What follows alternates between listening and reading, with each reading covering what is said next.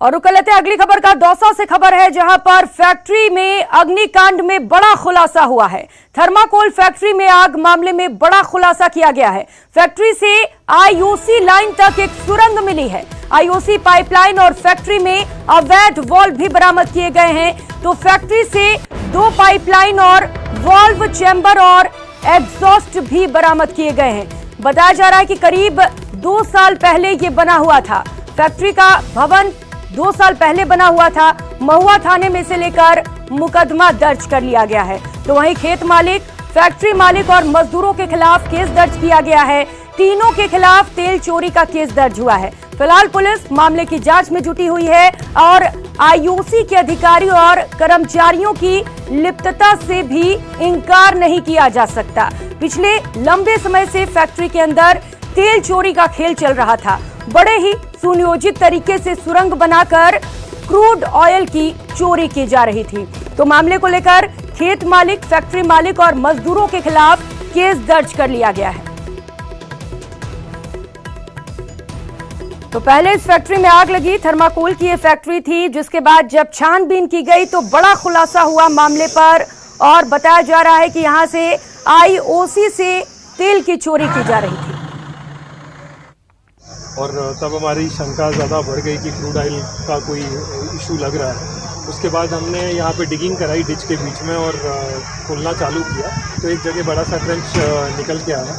फिर जब वो ट्रेंच वाले सेक्शन को बिल्डिंग के साथ में अलाइन करके निकाला तो एक पूरा टनल अंदर बना हुआ है। एक लोहे का केज है जिसके अंदर एक टनल नुमा स्ट्रक्चर है और अंदर लाइट लगी हुई है, एग्जॉस्ट फैन लगे हुए हैं, पाइप्स हैं अंदर जहाँ से क्रूड ऑयल इन्होंने लिया है। और मोरलेस बाकी तो एविडेंस का पार्ट है, इंक्वायरी का पार्ट है।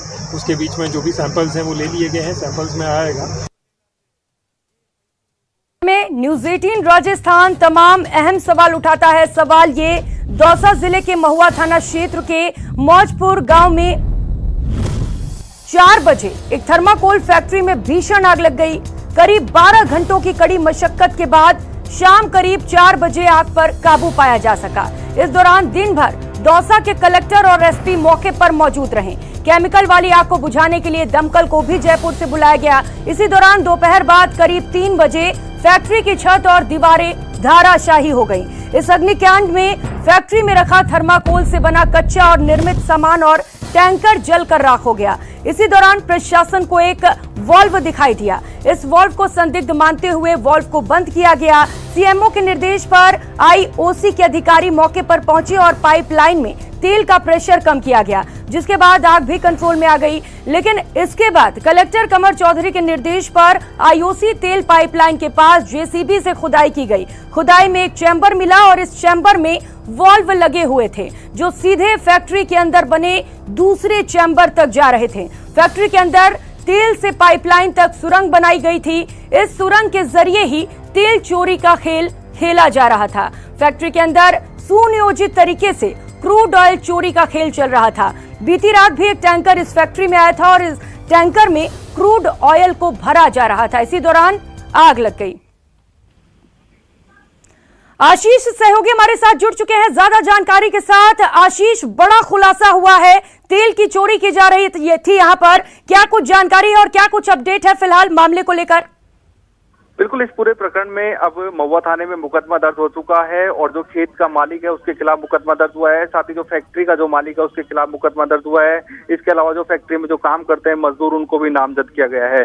सभी लोगों के खिलाफ मुकदमा दर्ज किया गया है। पुलिस अब पूरे मामले की जांच कर रही है। साथ ही क्योंकि जो आईओसी की जो तेल पाइपलाइन है, इसका प्रेशर इतना अधिक होता है कि कोई भी व्यक्ति वाल्व स्थापित नहीं कर सकता। ऐसे में संदिग्ध माना जा रहा है कि आईओसी के अधिकारी और कर्मचारियों की लिप्तता इसमें जरूर होगी, क्योंकि इसकी पेट्रोलिंग की जाती है, नियमित रूप से पेट्रोलिंग होती है। प्रतिदिन आईओसी के जो कर्मचारी हैं वो पेट्रोलिंग करते हैं। उसके बावजूद भी इतनी बड़ी सुरंग बनाई गई। वो केवल 1 से 2 घंटे का काम नहीं है, करीब 8 से 10 घंटे तक ये सुरंग बनाई होगी, तब जाके ये दोनों तरफ से वाल लगाए गए होंगे। ऐसे में जो आईओसी के अधिकारी कर्मचारियों की लिप्तता भी इसमें सामने आ रही है, तो उनकी भी जांच की जा रही है कि इसमें कौन कौन लोग लिप्त हैं। क्योंकि पूर्व में भी दौसा में इस तरह के मामले सामने आए हैं जिसमें भी आईओसी के अधिकारी और कर्मचारियों की लिप्तता सामने आई थी। पुलिस भी जब पूरे मामले की जांच कर रही है, जांच के बाद में जो भी दोषी होंगे उनके खिलाफ कार्रवाई की जाएगी और गिरफ्तारी की जी जाएगी। बिल्कुल आशीष, जिस तरीके से यहाँ पर बड़ा सुरंग मिला है, निश्चित तौर पर आईओसी के अधिकारी और कर्मचारी भी इस पूरे खेल में मिले हुए थे। बहुत शुक्रिया आपका आशीष तमाम जानकारियों के लिए। तो बड़ा खेल चल रहा था और ऐसे में तमाम अहम सवाल भी उठते हैं, क्या सुनियोजित तरीके से यहां पर तेल चोरी का खेल चल रहा था। और रुक कर लेते हैं अगली खबर का। सीकर के खंडेला में वकील हंसराज मावलिया के आत्मदाह के मामले में तीसरे दिन भी अभी तक कोई सुलह नहीं हो पाई। इस मामले में वकीलों ने एसडीएम कोर्ट के बाहर अनिश्चितकालीन धरना दे रखा है और विभिन्न पार्टियों के जनप्रतिनिधि भी यहां पर पहुंच रहे हैं। शनिवार को सांसद सुमेधानंद सरस्वती, आरएलपी प्रदेश अध्यक्ष पुखराज गर्ग, आरएलपी विधायक नारायण बेनीवाल भी धरने पर पहुंचे। माकपा नेता अमराराम यहीं पर डेरा डाले हुए हैं। इसके साथ साथ कांग्रेस के प्रत्याशी रहे सुभाष मील और पूर्व चिकित्सा मंत्री बंशीधर बजिया भी मौजूद हैं। बार एसोसिएशन के जिले भर के पदाधिकारी और बार काउंसिल ऑफ इंडिया के पूर्व अध्यक्ष बीरी सिंह सिंसिनवार भी यहां पर मौजूद हैं। प्रशासन के साथ तीसरे दिन भी कोई बातचीत नहीं हो पाई। हालांकि एक दिन पहले 3 बार बात हुई थी, लेकिन सहमति नहीं बन पाई। वकीलों और जनप्रतिनिधियों की मांग है कि सबसे पहले एसडीएम और थाना अधिकारी को गिरफ्तार किया जाए, इसके बाद आगे की बातचीत हो पाएगी, जिसमें सीबीआई जांच और मुआवजे की मांग शामिल है। ऐसी शायद हमने कल्पना में भी नहीं सोचा था। उस घटना के को तरफते हुए उसकी बानगियां खंडेला में देखने को मिली। और सबसे बड़ी विडंबना की बात यह है कि माननीय मुख्यमंत्री जी संवेदनशीलता की बात करते हैं, भ्रष्टाचार में जीरो टॉलरेंस की बात करते हैं। तो भ्रष्टाचार से दुखी होकर और एक न्याय दिलाने वाला व्यक्ति, एडवोकेट, जो खुद को न्याय नहीं दिला पाए और अपनी कुर्बानी दे दी। मैं तो इतना ही निवेदन माननीय मुख्यमंत्री जी से करूंगा कि वो अपनी कथनी और करनी के अंदर जो उनका अंतर है, उस अंतर से बाहर आएँ और इस मामले में मावलिया जी के परिवार को न्याय दें और एक प्रदेश के अंदर एक ऐसा मैसेज दें इन दोनों अधिकारियों को, इनको तुरंत बर्खास्त करके और इनकी गिरफ्तारी भी हो। सीकर के खंडेला में वकील हंसराज मावलिया के आत्मदाह के मामले में आज तीसरे दिन भी प्रशासन और वकीलों के बीच कोई सहमति नहीं बन पाई। और आज भी जो धरना था, हम आपको दिखाना चाहते हैं कि पूरे जो एसडीएम कार्यालय है उसके बाहर दिन भर बड़ी संख्या में जो वकील हैं, जो जनप्रतिनिधि हैं, वो मौजूद रहे। दिन भर धरना चला, सभा हुई। और सबसे बड़ी बात यह कि पूरे दिन में जो प्रशासन के साथ आज कोई वार्ता नहीं हो पाई और आज भी जो पार्थिव शरीर है वो यहीं पर धरना स्थल पर फ्रीज में रखा रहा। अंतिम संस्कार भी नहीं हो पाया। और अब देखना ये होगा कि सोमवार तक का जो समय है, आज एक बार फिर से रणनीति तय होगी और जो संघर्ष समिति बनाई गई है वो ये तय करेगी कि आगे का क्या स्टेप रहेगा।